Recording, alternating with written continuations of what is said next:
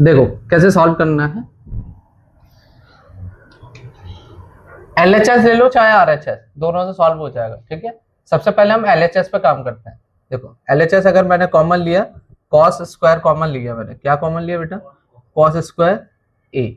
जब कॉमन लेंगे तो क्या बचेगा बेटा, कॉस स्क्वायर ए माइनस 1। ठीक है, कोई डाउट है इसमें?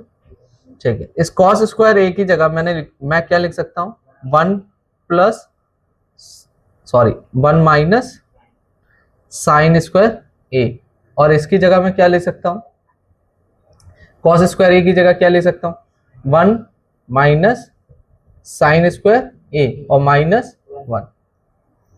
देखो -1 और +1 कैंसलाइज हो गया। ठीक है, माइनस साइन स्क्वायर ए का इससे मल्टीप्लाई करूंगा तो क्या हो जाएगा, minus sine square A and minus से मल्टीप्लाई करूंगा तो plus sign to the power 4a। ठीक है, यही हमें प्रूफ करना था। ये पॉजिटिव है, इसको अरेंज कर दो सही से, तो sine to the power 4a minus sine square a, ये हमारा प्रूफ हो गया। ठीक है, LHS इक्वल टू RHS। अब इसी पार्ट में अगर मैं क्या लेके करें हम, RHS से भी करके देख लेते हैं। सिमिलरली केस करेंगे, कुछ नहीं चेंज करना है इसमें भी कॉमन ले लो, sine to the power 2 common ले। ठीक है, ए तो क्या बचेगा, sine square a minus 1। Sine square a की जगह क्या लिख दूं, 1 माइनस कॉस स्क्वायर ए।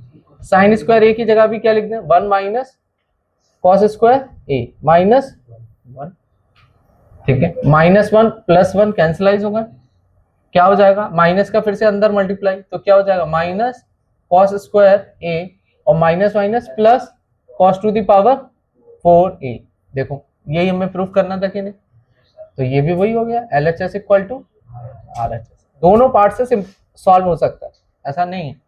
ठीक है, समझ आया, नोट करो जरा।